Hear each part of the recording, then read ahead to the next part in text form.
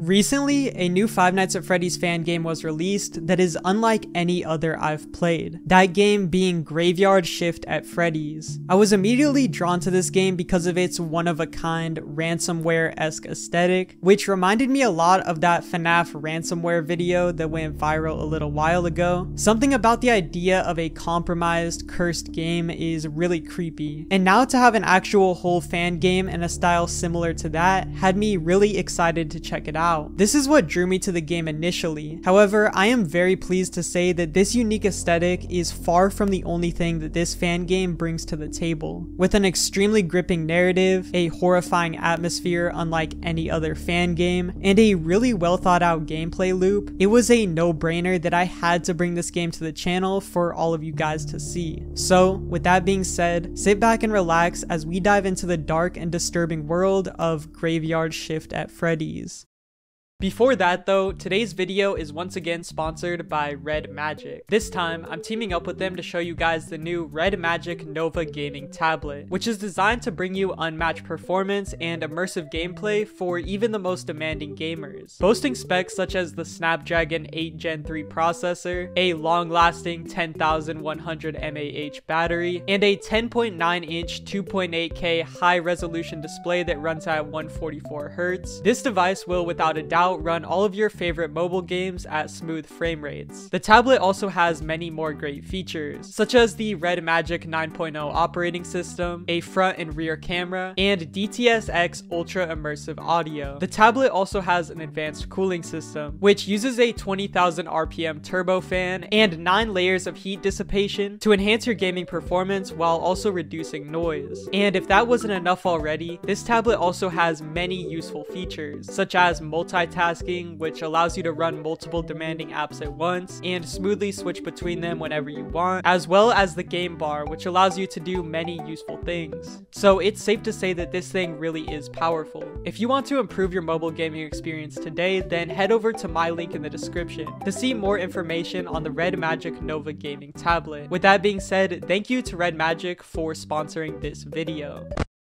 As soon as the game starts, we are brought to a warning screen with 6 different pages. Yes, 6. Warning us of things like flashing lights, fast imagery, loud sudden noises, and upsetting topics. The game also reminds us that while it does have a ransomware aesthetic, it's not actually going to harm our PC. So if you had any worry about that, worry no more. The game is completely safe. After reading through these 6 pages, we can then click to accept the consequences and finally begin the game, which right away is all in on that ransomware aesthetic. Unlike most fan games, we aren't met with any catchy music to get us pumped up, just extremely distorted sounds. Instead of seeing an animatronic on the side, we have a crudely spelled out logo, which is very unstable, pushing even further the idea that this game is not meant to be played and could potentially be dangerous for our PC. The little details like this that add to the fourth wall element of the game really add a lot to the overall experience. While navigating the menus, we can also only so often see flashing images of the game's soon-to-come animatronics, which are all absolutely horrifying, but we'll get more into that later. After pressing endure and beginning our first night, we begin by getting some text over a static background. Moving on to local news, it's been a week since our very own Sam Rodriguez has gone missing and no leads have been found by the Denver Police Department. As many might know, Rodriguez was a journalist for us here at TDR News Network and was working on a story about Colorado's infamous entertainment venue, Freddy Bear's Eatery and Fun. However, following a trip to Freddy Bear's, Rodriguez vanished and has yet to be seen since. Despite DPD's search for the young man, he still remains missing. After this short brief on a man who has mysteriously vanished from the Freddy Bear's Eatery and Fun, we now begin our very first shift. Entering our office in typical FNAF fashion, we immediately receive a phone call. This one is from the restaurant's owner, and unfortunately we don't get much context yet into what's going on. He welcomes us to our first day on the job, and mentions that he hired us because our resume states we can't sleep well at night. This, in his eyes, makes us the perfect candidate for the job. After that, he gets us caught up on the job, teaching us how to use our tablet to watch over the cameras. In this game, the cameras are actually really interesting, because instead of switching to whatever camera we would like to, like most other fan games, they instead switch on their own, going in the same pattern every single time. To help us deal with this quirk in the system, we are able to speed up the timer that triggers the cameras to switch, as well as buffer the cameras by exiting them to stay on a certain camera for as long as we want, giving us at least some control of which room we are looking at any given time. However, flipping through the cameras too fast can decrease our video quality. To fix this, all we need to do is close our camera and reset the router found on our desk. During the call, we also learn about the camera's alarm button, which is able to distract the quote-unquote intruders that we will be dealing with. And finally, before ending the call, we are told that the window in front of us actually had the glass removed, meaning it now needs to be manually closed in the case that anything approaches our office. For night 1, the only animatronic we need to worry about is Bonnie. This gives us a good chance to get used to the new camera system, as it does take a bit of getting used to. Because of the way it works, there is a lot more room for error throughout the night. For example, if you accidentally pass a certain camera, you will now need to loop all the way back around in order to return to the one you want to see. This leaves the player with two choices: wait on the next camera for the animatronic to follow, or cycle all the way through, risking losing track of the animatronic entirely. This adds so much more tension to the nights, as it introduces moments of vulnerability to the game, where you will have to go off of your prior memory to know where certain animatronics are. Making these kinds of mistakes costs you precious time, which in the later nights will without a doubt lead to your death. So it's important here that we get the hang of it as soon as possible. As for Bonnie himself, he begins on the show stage with Freddy and Chica before slowly beginning to make his way to our office. He has two paths he can take, one which leads to our window and one that leads to the door behind us. Because of this, we need to watch him on every single camera and use our alarm to distract him if we ever see him going the wrong path. After leading him through the building to our window, we are then able to use our light button on the left to see exactly when he peeks his head out. And this moment right here just highlights the game's amazing animation work. Things like seeing Bonnie's head turn on the cameras when you use the alarm, along with this, makes these animatronics feel so much more alive and scary than if they were just a series of PNGs. The jump scare animations are also so well done that they actually got me really good multiple times when I was playing. Like, just look at how sudden and shocking these jump scares are. Also, the ransomware style death screen that precedes these jump scares is really cool, and once again sets the game apart from a lot of other fan games. The death tips are also really appreciated, because as you'll see throughout the video, this game is very difficult. Before moving on to night 2, I quickly want to show you guys this creepy Easter egg that I accidentally discovered after beating night 1. I had left the game open on the menu while I went to go get something to eat, and when I returned, the game had been closed for no reason. That's when I noticed that it had actually launched Google Chrome, and upon opening that tab, I was met with this page right here. We'll get more into what this is later, but seeing this just after night 1 definitely creeped me out. After reaching 6 AM, our first shift is finally over. Before starting the next night though, we once again get dialogue between two characters. Is that all? Well, the kitchen's clean, the mascots are a bit stinky, so you're definitely going to need to fix that. Yes. What else, Newsome? I think that's... What's that smell? I beg your pardon? That smell, where is it coming from? Wait, did you hear that? What? The floor here, it's hollow. Oh, that's the cellar. It's just storage down there. Well, I'm going to need to see what's inside. May I? Yes, sure. Follow me. Before we are able to figure out what is causing that smell or what is hiding under our feet in the cellar, our second shift begins. We once again get a phone call from our boss, who immediately admits that yes, the animatronics, or as he calls them, puppets, do move around. He tries to downplay the situation, claiming they only want a hug, although by now we all know that is not true. He then tells us that this night will be just like the last one, with nothing new to worry about. However, just like his last statement, this is also a lie. Throughout the night, we once again need to keep track of Bonnie, only this time Chica and her cupcake are thrown into the mix. The cupcake's name is now Cream, by the way. Chica works a little different from Bonnie. Instead of moving from camera to camera, she can instead be seen sometimes running around, accompanied by loud footsteps. After seeing or hearing this, that means that she is one step away from our office and will soon peek her head through our window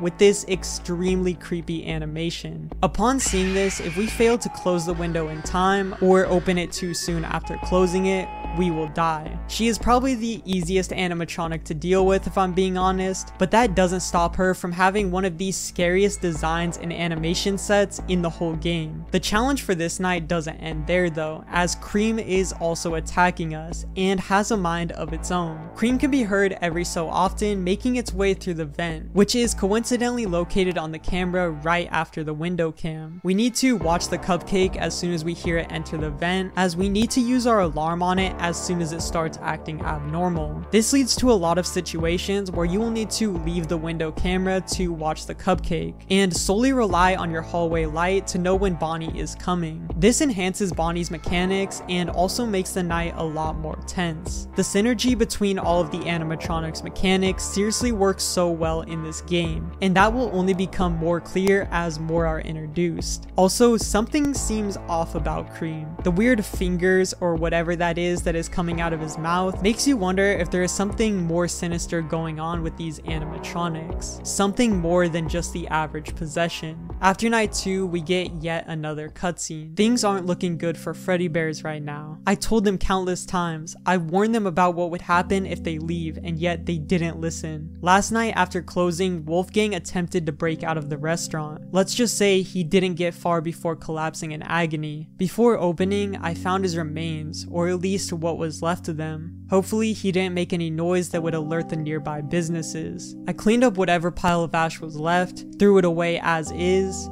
However, for the bones, I saved them up for closing and then showed them to the others. They understand their place now. None of them can leave. This dialogue stands out to me a lot because it insinuates that the animatronics here are being held against their will, most likely by the owner of the restaurant, as they now know that any attempt to escape will lead to the same fate Wolfgang suffered. Our third shift then begins. The boss calls in and tells us that this is where things are going to get hasty. We learn about a stage that is located in the playroom, which hosts Wolfgang, the animatronic we just learned about in the previous cutscene. The boss tells us we now have a music box, which must stay on to prevent Wolfgang from becoming aggressive. He then tells us good luck and hangs up the phone. By looking at the state of Wolfgang, we can infer that most of these cutscenes are taking place after the game happened, so just keep that in mind when you're interpreting what's going on. Wolfgang's mechanic on its own is not bad at all. We just need to use this button on the playroom camera to make sure the music hasn't stopped. The challenge of this mechanic, however, once again is tied to how the cameras work. There will be times where you will need to continue watching the cupcake, but also realize that the music has stopped playing. This leads to stressful moments where you will have to make a decision. If you want to go restart the music now, risking the cupcake attacking you while you're away, or if you want to wait for the cupcake to attack and then go switch the music. Once again, a really well designed mechanic that adds so much more stress to surviving the night. After night 3, the cutscenes again continue, and this is where things start to ramp up. Miss Rodriguez, I assure you no one at Freddy Bears is the cause of your son's disappearance.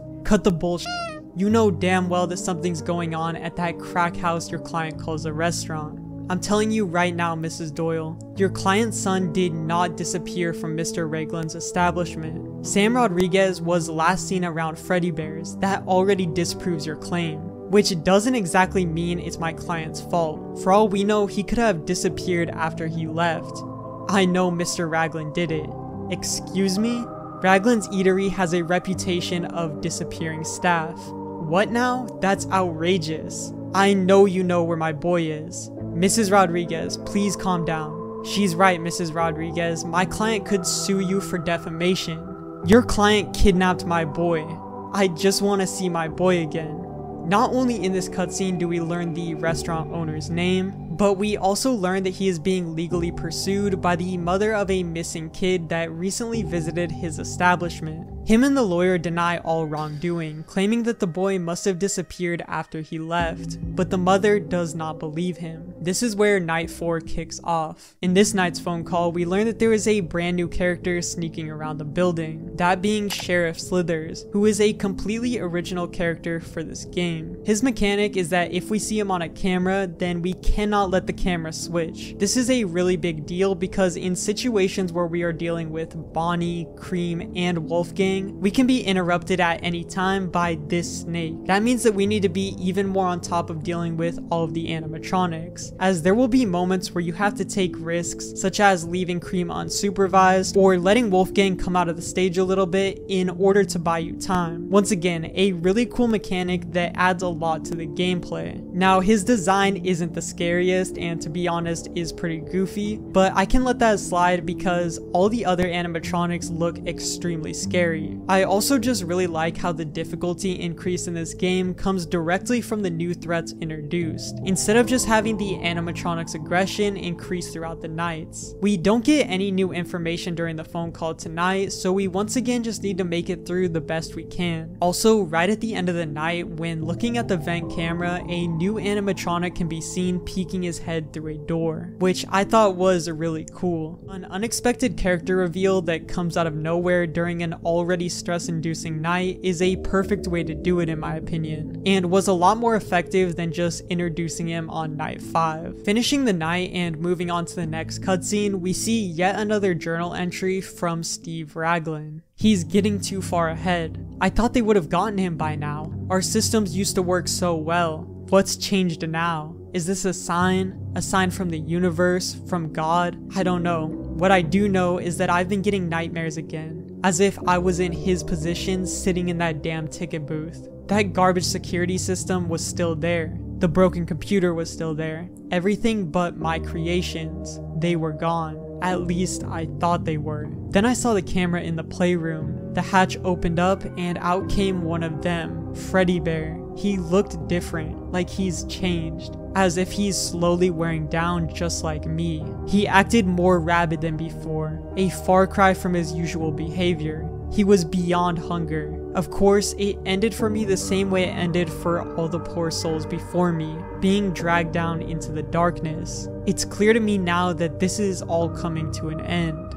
In this cutscene, we learn a lot of interesting things. Firstly, we learn that Freddy Bear was inside of the cellar that was mentioned in the Night 2 cutscene. He's also said to be beyond hunger, which insinuates that these puppets are more than just possessed robots, and are actually more like living creatures that need to do things like eating to survive. This game does not have a 6th or 7th night, meaning we are now on the final night in the game, the grand finale. Before the night even opens, we are given a tip on the loading screen, which reads, "He doesn't like being watched. Keep the camera on him to distract him from you." We then load into the office and, just like every other night, immediately receive a phone call, although the tone of this one is a lot different. You know, I never really know what happens now. I've never seen anyone make it this far, and why? Why didn't you leave? Was it the money or something else? The only way this ends is for you to die. Mr. Rodriguez, this is the last time we will be speaking to one another. May God have mercy on the both of us. We are then set to survive this final night with no guidance whatsoever. Not only do we need to continue keeping track of all the puppets from the previous night, but we now also have to worry about Freddy Bear, who needs to be constantly watched on the cameras in order to prevent him from killing us. He slowly makes his way to our office, and if he reaches us, we die, no questions asked. So we just need to make sure we're slowing him while also dealing with every other puppet. This is by far the hardest night in the game. It's adrenaline filled from the second you start to the last second of the night. night, and will put to the test all the skills you learned from your time on the game. The run needs to be pretty much perfect, and even then sometimes you can just get unlucky. The intense music that picks up as the night reaches its conclusion also adds a lot to the suspense of the night, making this already stressful finale all the more dramatic. After finally completing the night though, this scripted moment happens.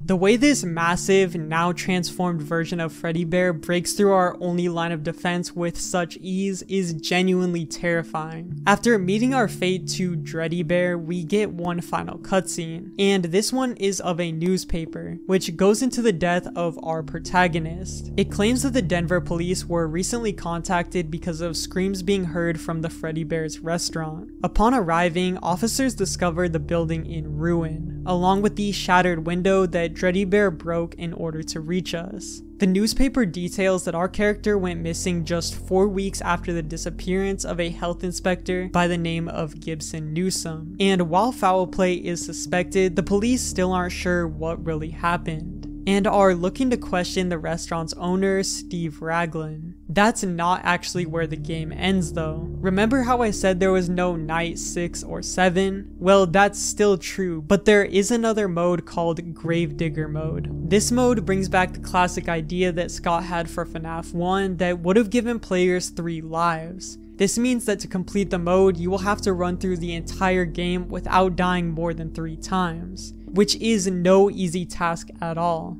and something that I could not pull off myself. After completing this extremely difficult challenge mode, however, we do get another cutscene which adds more context to the overarching story this game is trying to tell. This one shows us another newspaper clipping with the headline, "Hundreds Found Dead Underneath Restaurant. Suspected venue owner vanishes following police raid." Before going forward, this is the same basement that was discovered during the Night 2 cutscene, and is most likely what was depicted in that secret Easter egg image that shows up when you leave the game open for too long. The newspaper goes on to state that underneath the hatch where parents would leave their kids, there was a cellar which had dozens, if not hundreds, of decaying corpses inside of it, most of which had already become bones by the time they were discovered. It was like a graveyard. Amongst these bodies was also the fresh remains of Sam Rodriguez, our protagonist, who, as we know now, died to the hands of Dreddy Bear. While Steve Raglan was the most likely suspect, the Denver PD were unable to take him into custody, which prompted a raid of his house. Here the police discovered his home to be in complete disarray, with shattered windows and broken furniture which suggested some sort of struggle occurring. Police believe that Raglan had some sort of mental breakdown and went on the run. However, as of now, the trail has gone cold, launching a statewide manhunt with the FBI in order to track him down. This cutscene adds a lot more context to the game. Not only do we now know why the game is really called Graveyard Shift at Freddy's, but we also learn about the fate of our protagonist, as well as what happened to the owner after the 5th night. The hundreds of bodies found in the cellar also supports the idea that these animatronics feast on human beings, and will get hungry if they are not fed properly. With that being said, that was Graveyard Shift at Freddy's, one of the most impressive fan games I've played so far. This whole game is extremely polished. The art style is both unique and very captivating, while also being extremely creepy. The story was engaging from start to finish and still has me asking questions even after beating it, and the gameplay was masterfully thought out, leading to a challenging, tension-filled experience that had me on my toes throughout all 5 nights. I'm curious to hear what you guys thought of the game though, so let me know down below in the comments. Also, once again, huge thanks to Red Magic for sponsoring today's video. With that being said, thank you all so much for watching, and I'll see you in the next one. Peace.